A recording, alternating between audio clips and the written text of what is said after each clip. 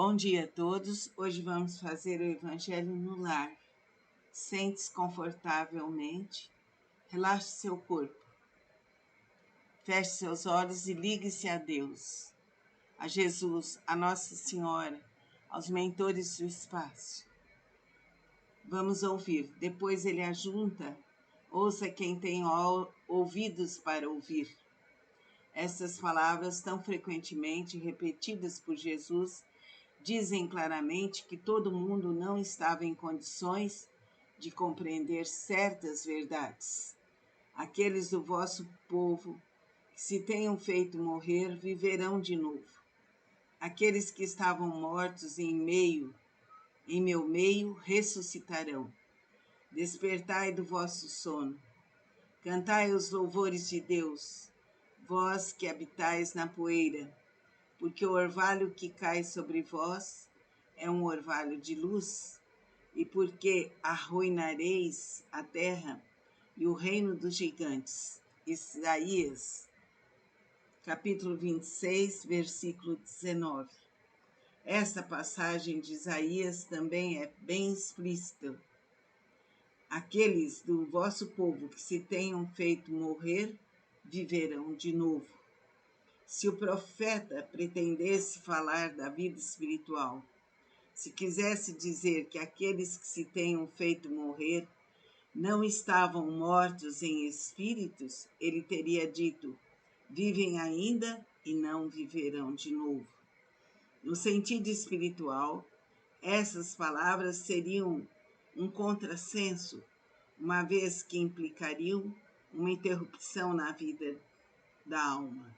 No sentido de regeneração moral, elas seriam a negação das penas eternas, uma vez que estabelecem em princípio que todos aqueles que estão mortos reviverão. Mas quando o homem está morto uma vez, que seu corpo separado do seu espírito está consumido, em que se torna ele, o homem, estando morto uma vez, poderia bem reviver de novo? Nessa guerra em que me encontro todos os dias da minha vida, espero que minha transformação chegue. Job, capítulo 14, versículo 10 a 14. Tradução de Lemestre de Saci. Quando o homem morre, perde toda a sua força e expira. Depois, onde está ele? Se o homem morre, reviverá? Esperarei todos os dias do meu combate até que me chegue alguma transformação? Quando o homem está morto, ele vive sempre. Terminando os dias de minha existência terrestre, esperarei, porque a ela voltarei de novo. Versão da Igreja Grega. O princípio da pluralidade das existências está claramente expresso nessas três versões. Não se pode supor que Job tenha querido falar da regeneração pela água do batismo, que certamente ele não conhecia. O homem, estando morto uma vez, poderá reviver de novo? A ideia de morrer uma vez e reviver implica na de morrer e de reviver várias vezes. A versão da Igreja Grega é ainda mais explícita, se isso é possível. Terminando os dias de minha existência terrestre, esperarei, porque a ela retornarei. Quer dizer, eu retornarei à existência terrestre. Isso é tão claro como se alguém dissesse: eu saio da minha casa, mas a ela retornarei. Nessa guerra em que me encontro todos os dias da minha vida, espero que minha transformação chegue. Job evidentemente quer falar da luta que sustenta contra as misérias da vida. Ele espera sua transformação, quer dizer, se resigna. Na versão grega, eu esperarei, parece antes se aplicar à nova existência. Quando minha existência terrestre se findar, eu esperarei, porque a ela retornarei. Job parece se colocar, depois da sua morte, no intervalo que separa uma existência da outra, e diz que ali ele esperará seu retorno. Não é, pois, duvidoso que, sob o nome de ressurreição, o princípio da reencarnação era uma das crenças fundamentais dos judeus, que ele foi confirmado por Jesus e pelos profetas de maneira formal, de onde se segue que negar a reencarnação é negar as palavras do Cristo. Suas palavras constituirão um dia autoridade sobre esse ponto, como sobre muitos outros, quando forem meditadas sem preconceitos. Mas a essa autoridade, do ponto de vista religioso, vem-se acrescentar do ponto de vista filosófico, a das provas que resultam da observação dos fatos, quando dos efeitos se quer remontar às causas. A reencarnação aparece como uma necessidade absoluta, como uma condição inerente à humanidade. Numa palavra, como uma lei da natureza, como uma lei da natureza, como uma lei da natureza. Ela se revela por seus resultados de um modo, por assim dizer, material, como o motor escondido se revela pelo movimento. Só ela pode dizer ao homem de onde ele vem, para onde ele vai, por que está sobre a terra, e justificar todas as anomalias e todas as injustiças aparentes que a vida apresenta. Sem o princípio da pré-existência da alma e da pluralidade das existências, a maior parte das máximas do Evangelho são ininteligíveis, por isso deram lugar a interpretações tão contraditórias. Esse princípio é a chave que lhe deve restituir seu verdadeiro sentido. E vamos continuar no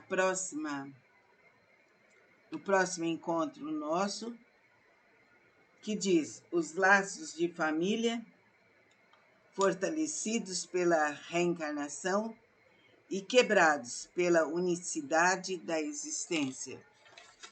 Vamos, nesse instante, compreender que temos cada vida, cada existência, para melhorarmos mais e mais, para aprendermos mais e mais, sentir o bem, pensar o bem, falar o bem, praticar o bem. Essas máximas são necessárias para toda a nossa vida. E agora que lemos, interiorizemo-nos no Evangelho e oremos. Pai nosso que estais em nós, santificado seja o teu nome. Venha a nós o vosso reino, seja feita a vossa vontade, assim na terra como nos céus. O pão nosso de cada dia nos dai hoje. Perdoai nossas ofensas, assim como perdoamos a quem nos tem ofendido, e não nos deixeis cair em tentação, pois teu é o poder, o reino e a glória para todos sempre.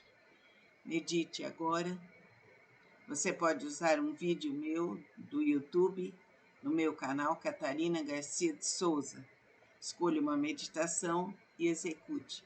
Aí você estará encerrando o Evangelho no Lar. Se você não quiser usar as minhas meditações, escolha outra, porque há muitas meditações no YouTube. Fique com Deus, com a luz bendita, com a força infinita.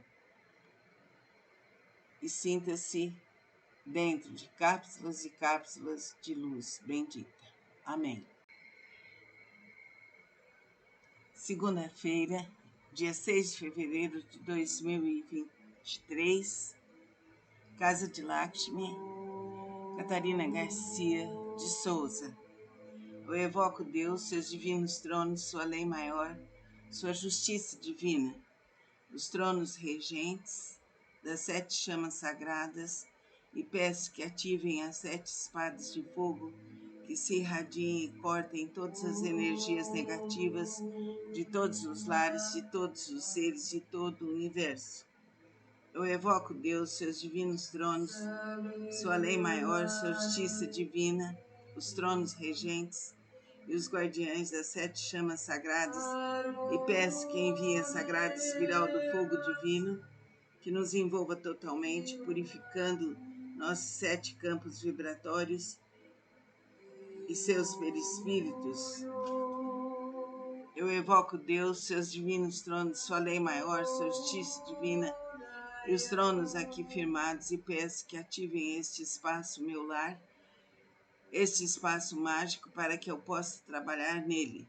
As 7 cruzes iluminadas, as 7 chamas sagradas, as 7 espadas de fogo, a sagrada espiral do fogo divino, espaço mágico, 7 espadas benditas, que a luz do sol, da lua, do mar, do universo inteiro, das estrelas, iluminem nosso lar, iluminem as pessoas, nossos amigos, iluminem todas as criaturas do céu e da terra, iluminem todos os guardiães da natureza, iluminem o céu, a atmosfera, a terra e todo o universo. Faça-se tudo por direito divino, aqui e agora, infinita e verdadeiramente. Amém.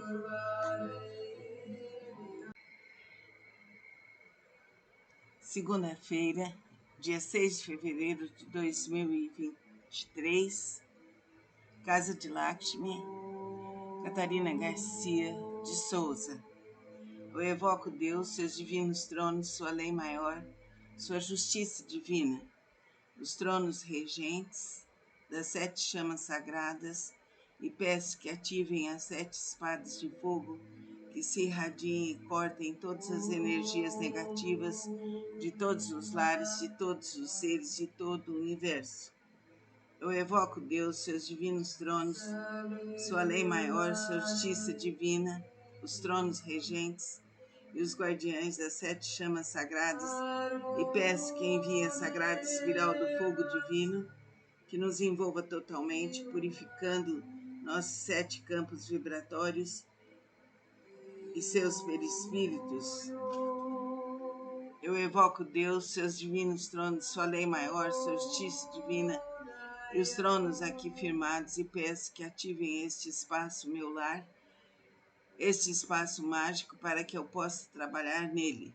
As 7 cruzes iluminadas, as 7 chamas sagradas, as 7 espadas de fogo, a sagrada espiral do fogo divino, espaço mágico, 7 espadas benditas, que a luz do sol, da lua, do mar, do universo inteiro, das estrelas, iluminem nosso lar, iluminem as pessoas, nossos amigos, iluminem todas as criaturas do céu e da terra, iluminem todos os guardiães da natureza, iluminem o céu, a atmosfera, a terra e todo o universo.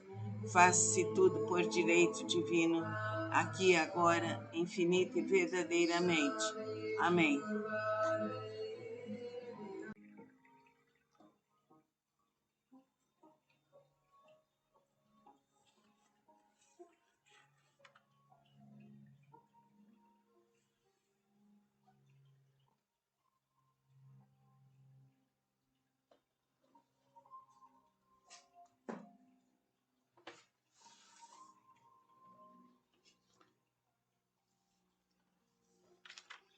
Vamos continuar o texto que fala sobre a física quântica e da física quântica à espiritualidade, novos parâmetros da realidade.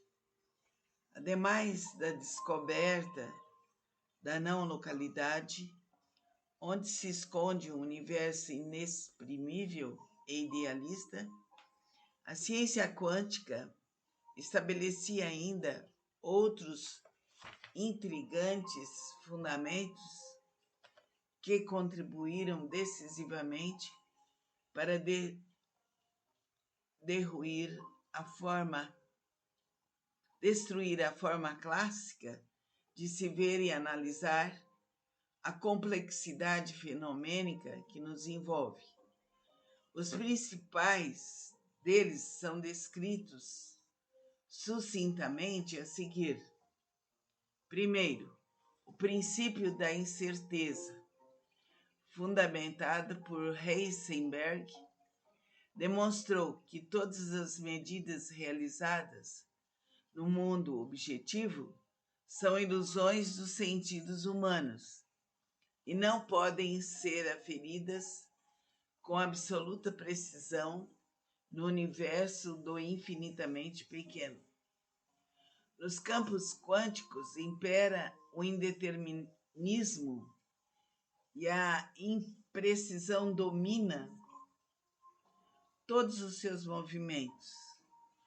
Da objetividade própria da ciência clássica, passou-se ao subjetivismo como sustento científico da nova visão da realidade.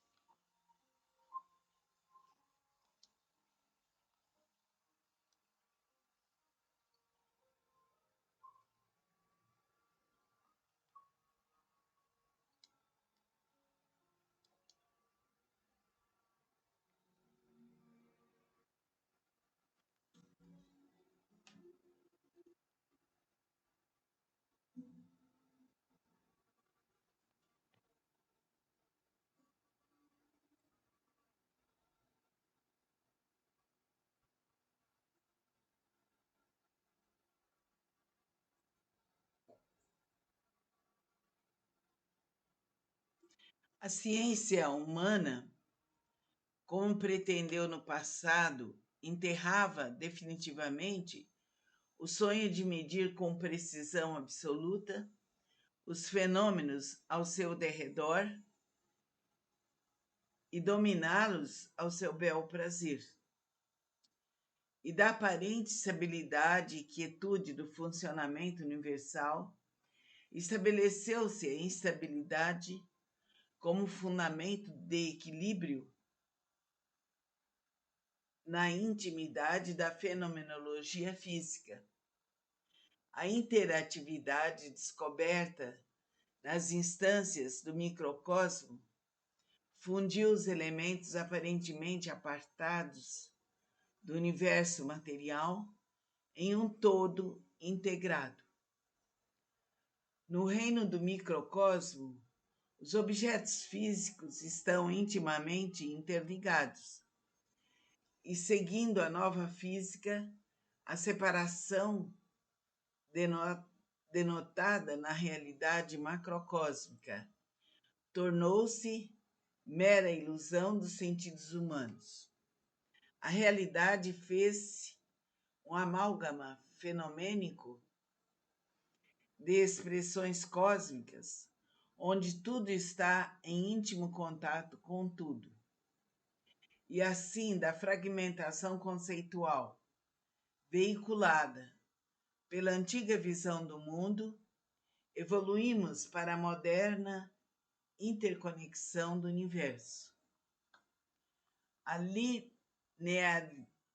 linearidade causal apregoada pela física clássica perdera ante as peripécias quânticas a sua expressividade norteadora da fenomenologia universal. A não linearidade veiculada pela realidade não local ludibriando o tempo e o espaço, agora é passível de manifestar-se como exótica expressão do mundo quântico. Causa e efeito já não se encadeiam na irreversibilidade do ritmo cronológico, mas coexistem fora da linha do tempo em um presente constante. A ontologia fenomênica igualmente se desfez ante a inquestionável realidade do holismo quântico. A unicidade mostrou-se a única expressão da complexidade universal. A existência isolada e independente de qualquer fenômeno tornou-se um devaneio das nossas sensações, denominada por muitos de fantasia da separatividade. O todo agora abraça a si mesmo em expressões inimagináveis. O uno está inexoravelmente urdido no diverso, desde os confins do infinito à intimidade do átomo. O vácuo absoluto, como concebido pela ciência clássica, morria para se compreender que o vazio puro está plenificado de prodigiosas potências criativas. A concretude do mundo tornou-se aparente e ilusória ante a inefável manifestação dos processos quânticos que o sustentam nos redutos infinitesimais. Os objetos físicos transformaram-se em processos energéticos e se desdobraram no tempo e no espaço, feitos de ondas de probabilidades indeterminísticas, completamente abstratas e interligadas. E desse modo, o cosmo, modulado por princípios que a física clássica já não podia mais explicar, fez-se um todo dinâmico, substancialmente interligado por uma imensa teia de eventos.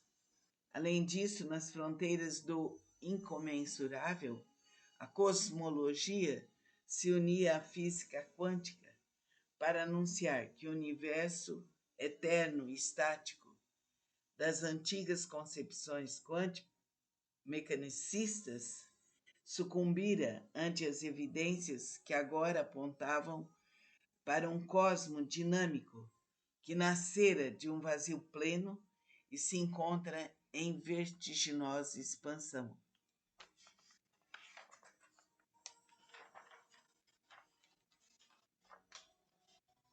No tempo e no espaço, das cinzas do materialismo científico, ressurgia o criacionismo quântico. Então, todos esses estudos são bem abstratos. Então, precisamos ouvir e ouvir e ouvir, desenvolver da melhor forma possível esses estudos que são abstratos, para nos familiarizarmos com aquilo que vai sendo falado. E assim vamos melhorar e nos expandir nesses estudos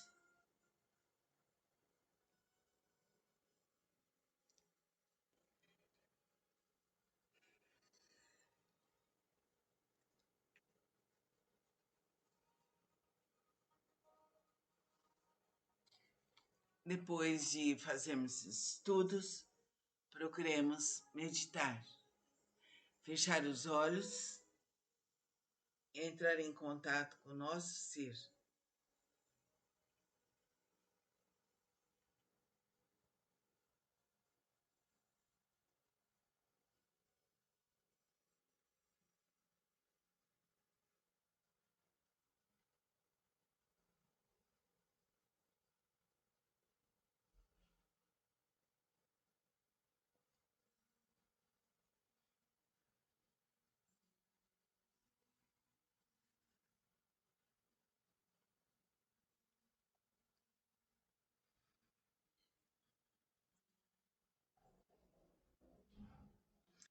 Assim poderemos nos desenvolver nesses estudos e melhorar profundamente mais.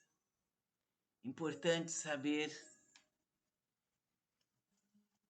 que a fé nos desperta para um mundo superior e que o nosso ser se manifesta a partir dessa fé.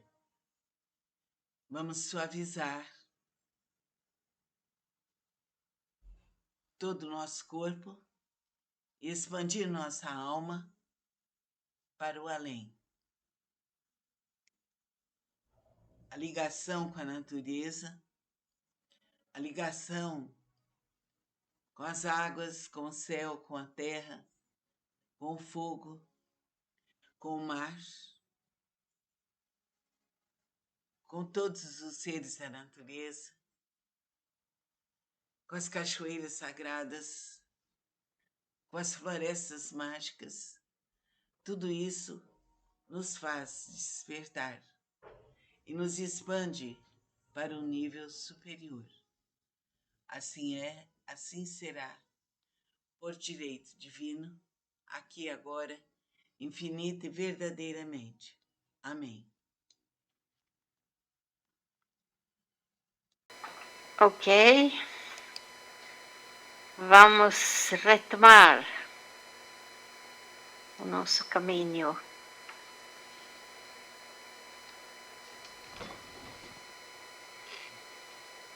Continuamos. Olá. Olá, tudo bem? Olá. Boa. Bom retorno. Obrigada. Então, vamos ver o que a gente vai ver agora. Está esfriando assim na noite, não? Onde eu estou? Bastante. Na minha cidade. Então, olha aqui. O ser humano arranja doenças para fugir de seus verdadeiros problemas. Dr. Kepper escreveu no livro Escravidão e Liberdade.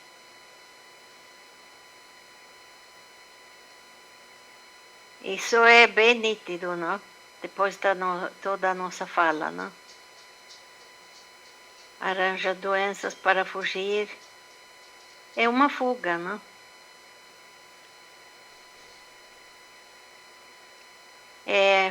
O problema fica lá, escondido, se a pessoa não vê essa fuga que faz, os problemas ficam lá. É porque quando a doença manifesta, então toda a atenção ela volta para a doença, né? E é a doença. E às vezes quando tem, porque meu pai tem, a minha família tem, ainda fica mais fácil ainda esconder os problemas, porque aí já tem a doença e a gente já culpa ali a genética. A pessoa já tem a desculpa, exatamente. Em vez de pensar o contrário, eu tenho a possibilidade de ver realmente, porque tem um problema na família, nas gerações e gerações. Opa, Paula, pode fechar, por favor, o microfone? Obrigada. E também porque tem pessoas e famílias que não conseguem viver a vida sem aquela dor.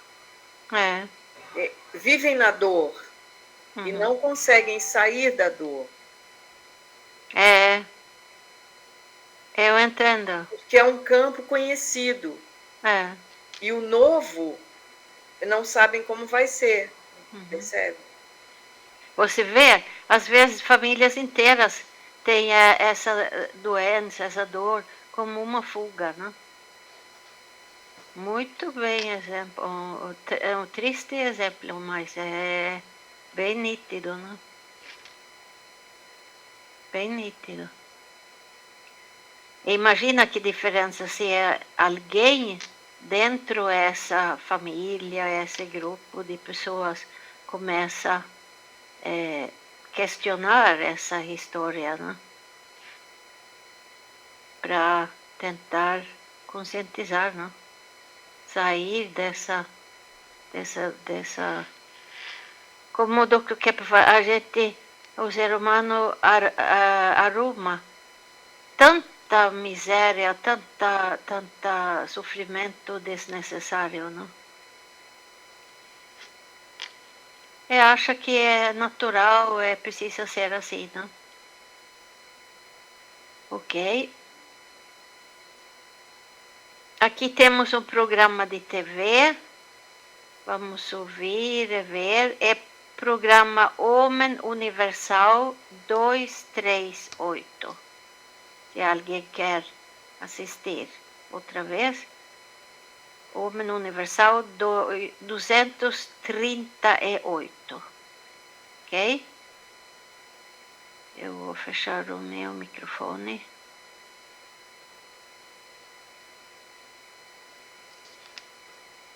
Origem das doenças. Da onde que vêm as doenças? Veja bem, eu pus aqui os 3 sentimentos mais negativos que causam doenças. O sentimento que causa muita doença é a ira, a raiva, né? O rancor que a pessoa tem. Isso atinge mais o sistema circulatório, as doenças cardíacas, por exemplo, também o aparelho digestivo. Então, aí, a raiva que o indivíduo tem, é interessante esse fato. Quando o indivíduo começa a fazer um tratamento, nota que ele tem raiva de qualquer coisa, tudo incomoda. Então, se ele começa a diminuir, entender a causa da raiva, se ele começa a se acalmar, então ele vai imediatamente se recuperando, principalmente esse elemento do aparelho circulatório, o problema cardíaco. Em segundo lugar, qual o terrível sentimento de inveja? Aí atinge na epiderme, o sistema ósseo, o indivíduo que tem psoríase, pênfigo, né? Oliáceo, o indivíduo que tem doenças assim na epiderme mais, na pele, atinge muito o indivíduo assim. Em terceiro lugar, veja aqui, a soberba. A soberba, que é orgulho, né? Que é arrogância, traz as doenças mentais, esquizofrenia, paranoia, depressão. Então, o que acontece? Esses 3 sentimentos terríveis, ira, inveja, soberba, sem a consciência, dá uma transformação hormonal. E essa transformação hormonal cria as toxinas. Toxinas. A doença vem das toxinas. Então, se as toxinas vêm de origem psicológica, então o medicamento alopático, que atinge mais as bactérias, que atinge diretamente a infecção, dá um efeito contrário, porque tira a resistência orgânica. Então, a questão da doença está muito relacionada com a questão das toxinas, que não tem origem direta orgânica, não ser secundária. Que uma raiva, um sentimento de rancor, uma ódio, etc., enfraquece, inclusive, o sistema orgânico. E aí, criando, por exemplo, as toxinas, somente através de uma psicoterapia intensa, é que o indivíduo pode sarar, inclusive, organicamente.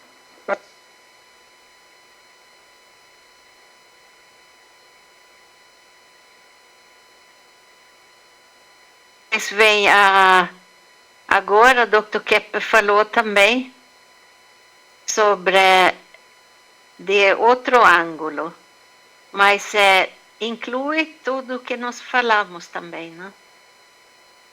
Vocês têm algum comentário, alguma que você quer falar?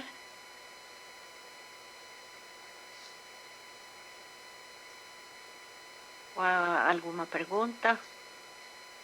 Mas dá para ver também, se vocês querem ver outra vez esse programa de TV, não? Mas como você podia repetir o número? Esse programa aí é o 2... Não, é Homem Universal 238. Isso, obrigada. 238. Sim, Catarina. Professora, pode mostrar o gráfico de novo? Pode abrir o microfone, por favor? Pode mostrar o gráfico novamente? Ah, sim, podemos voltar. Um momento.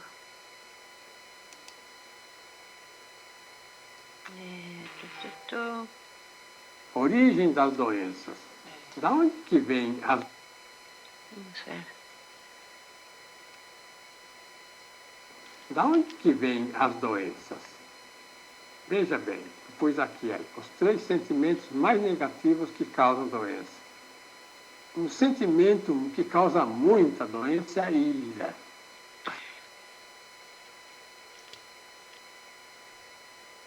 Onde você, porque ele mostra assim, passo por passo, qual é a parte que você quer ver, Catarina? Essa parte da... Não dá para ver a transformação hormonal.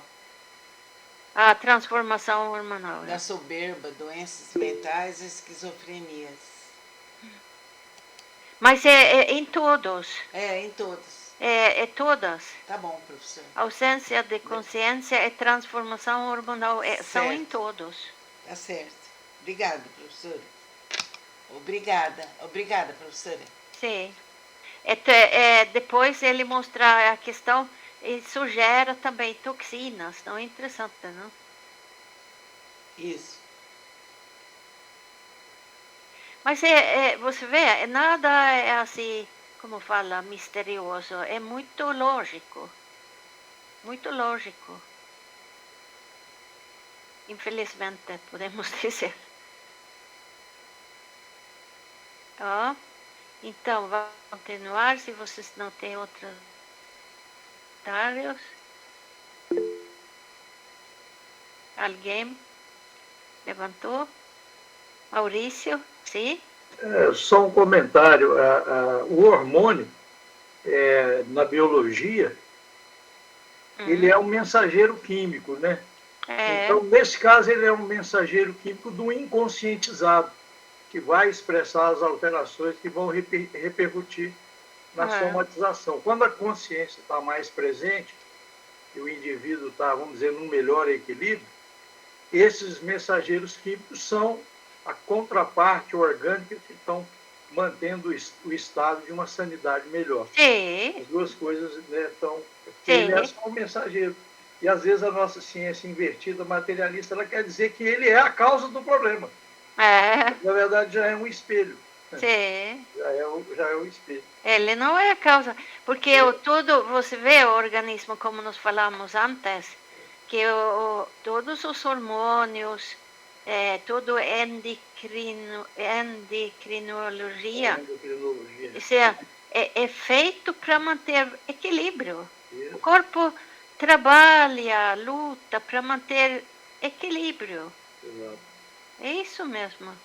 Isso mesmo.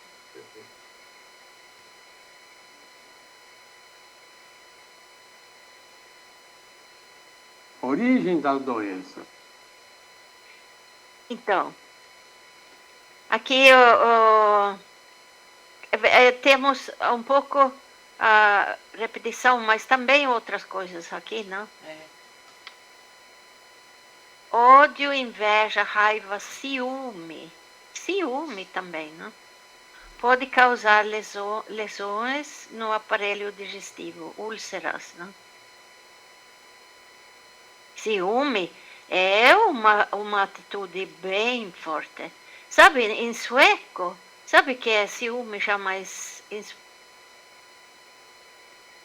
doença preta. Interessante, não? A doença preta. Porque mostra que é um sofrimento terrível que causa muito preto na vida, não? Interessante como os nomes das doenças são diferentes em várias línguas, não? Mas